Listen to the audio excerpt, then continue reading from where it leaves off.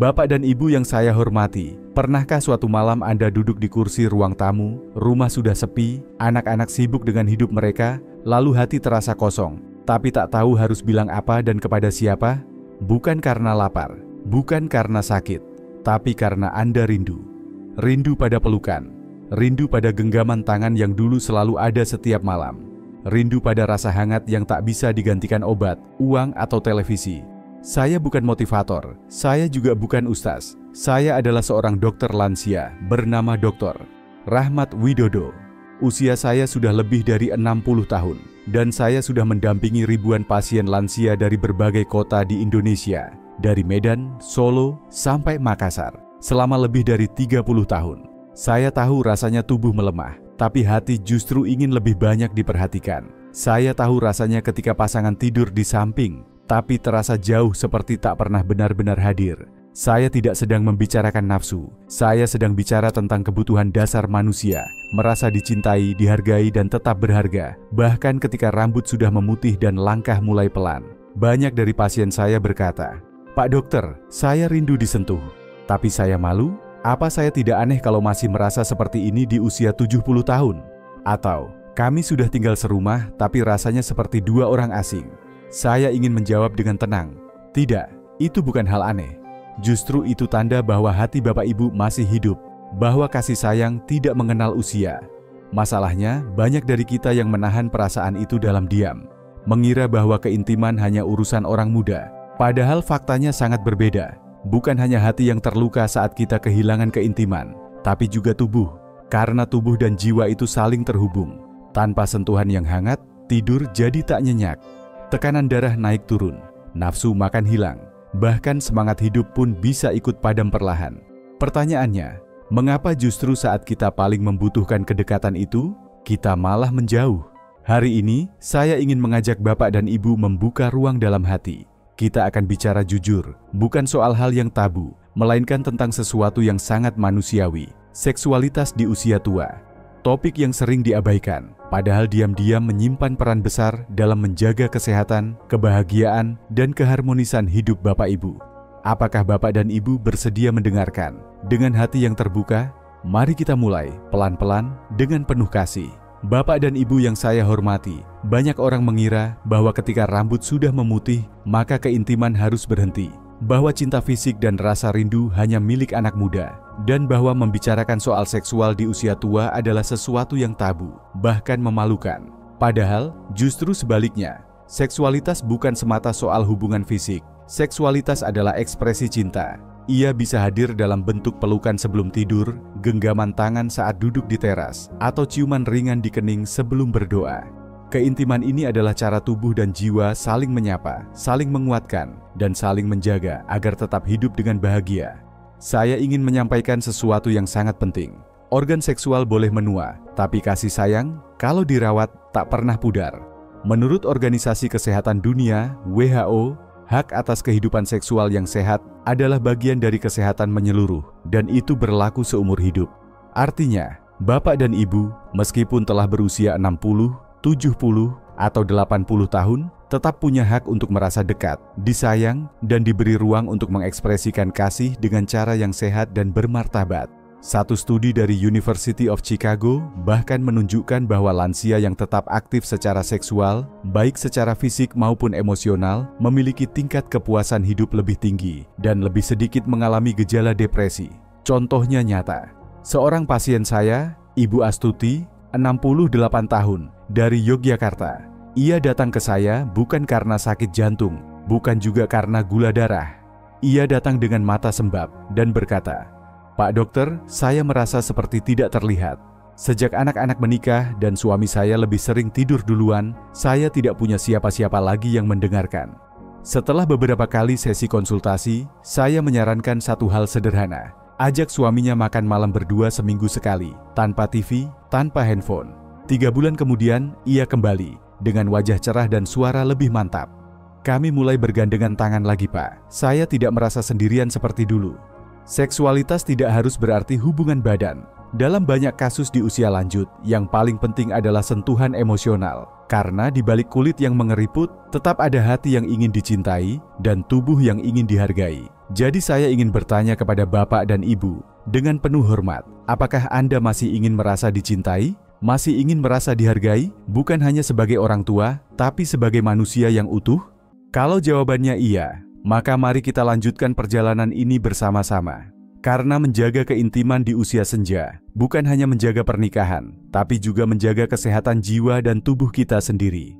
Bapak dan Ibu yang saya hormati, setelah usia melewati angka 60, tubuh kita mulai berbicara dengan cara yang berbeda. Bukan lagi melalui sakit yang keras, tapi lewat sinyal-sinyal halus, kelelahan yang datang lebih cepat, detak jantung yang tak beraturan, atau berkurangnya gairah yang dulu begitu hangat dalam hubungan suami istri. Saya sering ditanya oleh pasien, "Pak dokter, apakah normal kalau saya tidak bergairah lagi?" Dan saya akan menjawab dengan tenang, itu bukan tanda bahwa cinta Bapak Ibu sudah mati. Itu adalah tanda bahwa tubuh sedang mencari cara baru untuk mencintai. Secara biologis, memang ada perubahan yang alami terjadi. Pada pria, kadar hormon testosteron menurun secara bertahap.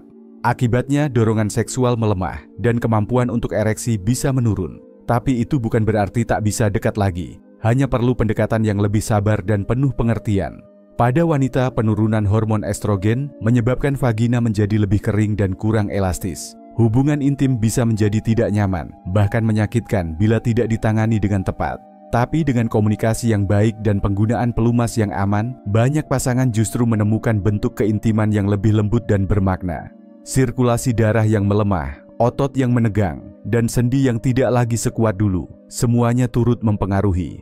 Kadang bukan gairah yang hilang, tapi rasa takut akan gagal, malu pada perubahan bentuk tubuh, atau khawatir dianggap sudah tidak mampu. Tapi saya ingin katakan satu hal penting, semua perubahan ini adalah wajar. Tubuh kita tidak sedang melawan kita, ia hanya meminta kita untuk mendengarkan, beradaptasi, dan saling menjaga, bukan berhenti. Contohnya, Pak Iwan, 67, seorang pensiunan guru di Bandung. Beliau datang ke saya dengan keluhan, takut mengecewakan istri. Setelah diberi edukasi ringan, latihan pernapasan, dan saran untuk mulai dari komunikasi non-fisik, beliau berkata, "Saya tidak menyangka, kami jadi lebih akrab dari sebelumnya." Jadi pertanyaan saya, apakah Bapak dan Ibu bersedia menerima perubahan ini bukan sebagai hambatan, tapi sebagai undangan untuk memahami tubuh sendiri lebih dalam? Karena di balik setiap keriput, ada cinta yang masih ingin tumbuh. Bila kita bersedia menyapa tubuh dengan sabar, maka ia pun akan memberi kita kesempatan untuk tetap dekat. Dengan cara yang baru, Bapak dan Ibu yang saya hormati, di masa lanjut usia, kita sering diminta untuk menjaga pola makan, rajin berjalan kaki, minum obat tepat waktu. Tapi ada satu hal yang jarang disebut, padahal manfaatnya begitu luas, keintiman. Mungkin Bapak Ibu bertanya dalam hati, apa benar di usia saya sekarang, keintiman masih memberikan dampak bagi kesehatan? Jawabannya, iya. Bahkan lebih dari yang kita kira. Beberapa penelitian menunjukkan bahwa aktivitas seksual yang sehat, baik dalam bentuk sentuhan, pelukan, maupun hubungan intim, dapat meningkatkan sirkulasi darah, memperkuat daya tahan tubuh, dan menjaga kestabilan tekanan darah. Dalam jurnal American Journal of Cardiology, disebutkan bahwa pria lansia yang tetap aktif secara seksual memiliki risiko penyakit jantung lebih rendah dibanding mereka yang tidak aktif sama sekali. Tidak hanya fisik, dampaknya juga menyentuh sisi emosional. Ketika seseorang merasa disayang dan diterima, tubuh memproduksi lebih banyak oksitosin, hormon yang meningkatkan rasa percaya dan ketenangan. Itu sebabnya pasangan lansia yang tetap dekat cenderung memiliki kualitas tidur yang lebih baik dan suasana hati yang lebih stabil.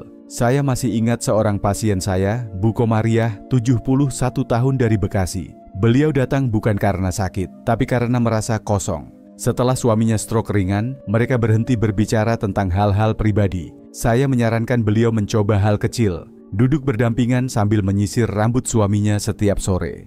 3 minggu kemudian, ia berkata sambil tersenyum, "Kami tidak hanya bicara lagi, Pak Dokter. Kami tertawa." Keintiman, meski tanpa hubungan fisik sekalipun, bisa menjadi jembatan menuju ketenangan batin. Itu bukan urusan anak muda. Justru di usia 60-70 tahun ke atas, pelukan bisa lebih menyehatkan daripada obat tidur. Jadi, Bapak Ibu yang saya hormati, apakah selama ini kita terlalu fokus pada makanan sehat dan olahraga, tapi lupa bahwa tubuh juga butuh rasa aman dan hangat? Mungkin sekarang saatnya kita tidak hanya bertanya, apa yang saya makan hari ini? Tapi juga, Apakah saya sudah menyentuh hati pasangan saya hari ini? Bapak dan Ibu yang saya hormati, setelah memahami bahwa keintiman membawa manfaat besar bagi kesehatan jiwa dan tubuh, muncul pertanyaan berikutnya. Kalau memang penting, mengapa banyak dari kita justru menjauh darinya? Dalam pengalaman saya sebagai dokter lansia, hambatan terbesar bukan pada fisik, tetapi pada perasaan. Banyak lansia merasa malu, takut dihakimi, takut dianggap tidak tahu diri bila masih ingin dekat secara emosional atau fisik di usia senja. Padahal, rasa ingin dicintai bukanlah kelemahan. Itu adalah bagian dari kemanusiaan. Apakah Bapak dan Ibu juga pernah merasa malu untuk menyampaikan rasa rindu itu? Atau merasa tubuh ini sudah tidak pantas disentuh lagi? Di sisi lain, ada pula hambatan fisik yang nyata.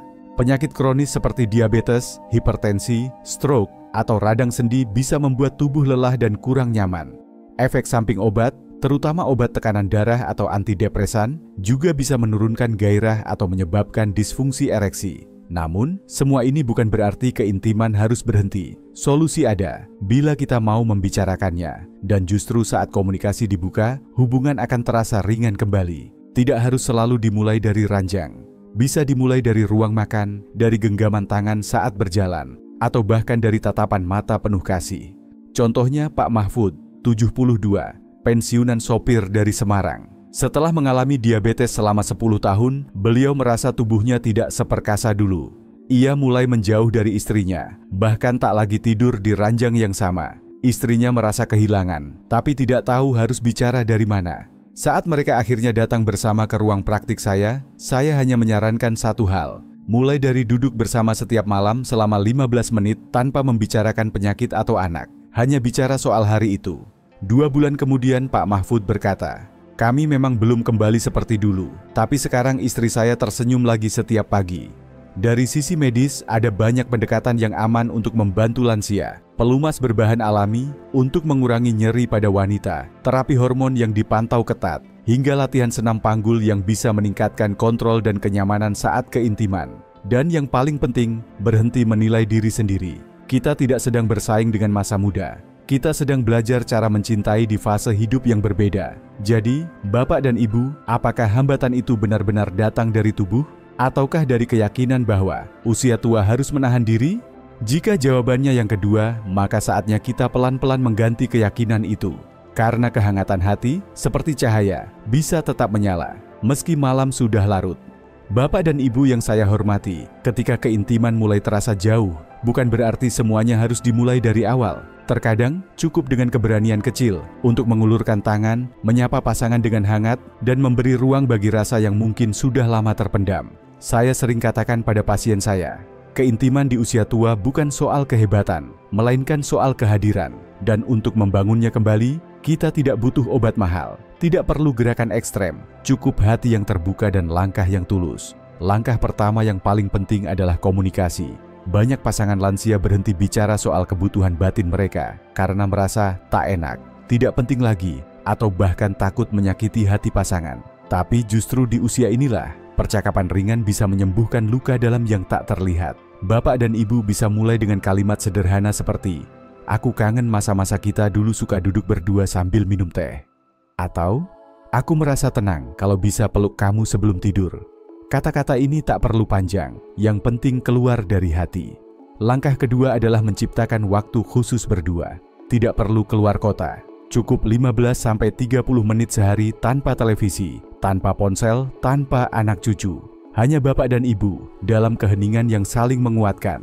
Langkah ketiga, bila ingin mencoba kembali hubungan fisik, lakukan dengan perlahan dan penuh pengertian. Gunakan pelumas alami bila perlu. Pilih posisi yang nyaman dan pastikan tubuh sedang dalam kondisi rileks. Jangan buru-buru. Yang terpenting bukan hasilnya, tapi perjalanannya. Dan jika Bapak Ibu memiliki kondisi jantung, diabetes, atau gangguan pernapasan, sebaiknya konsultasikan terlebih dulu sebelum memulai aktivitas fisik bersama pasangan. Dokter bisa bantu menyesuaikan dengan kondisi tubuh. Contoh nyata datang dari Ibu Wulandari, 69, dan Pak Mursid, 73 di Palembang. Setelah 5 tahun hampir tak pernah menyentuh satu sama lain karena Pak Mursid mengalami nyeri punggung, mereka memutuskan mencoba kembali kedekatan fisik, dimulai dari rutinitas sederhana, memijat kaki satu sama lain sebelum tidur. Dalam 3 bulan, mereka mengaku merasa lebih tenang, lebih dekat, dan bahkan tekanan darah Pak Mursid ikut membaik.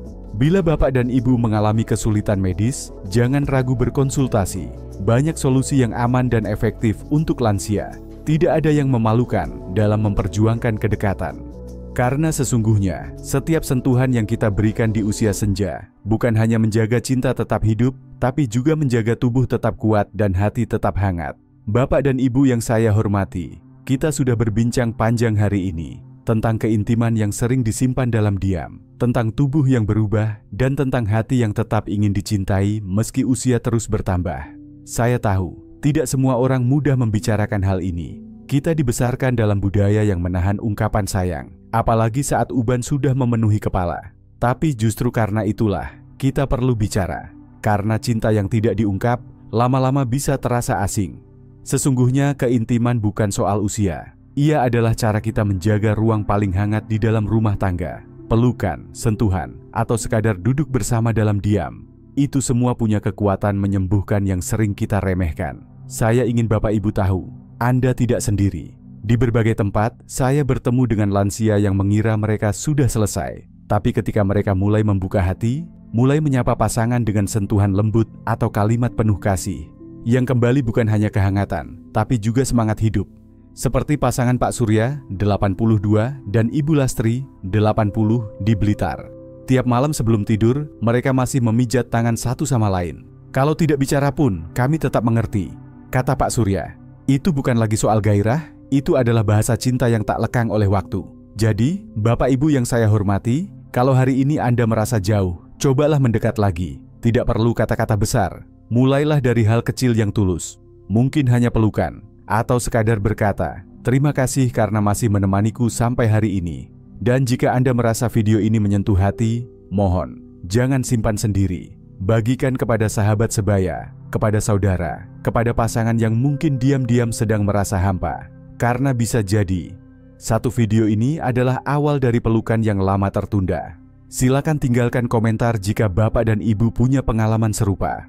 Saya akan sangat senang membaca cerita Anda, dan siapa tahu kisah Anda bisa menjadi cahaya bagi orang lain yang sedang mencari harapan. Tekan tombol suka sebagai tanda dukungan untuk kesehatan lansia di Indonesia. Berlanggananlah ke channel ini dan aktifkan lonceng notifikasi agar Bapak dan Ibu tidak ketinggalan video-video berikutnya yang hangat, manusiawi, dan bermanfaat. Sampai jumpa di video berikutnya. Saya Dr. Rahmat Widodo mendoakan Bapak dan Ibu tetap sehat, tetap hangat, dan tetap saling menjaga dengan kasih yang tak lekang oleh waktu.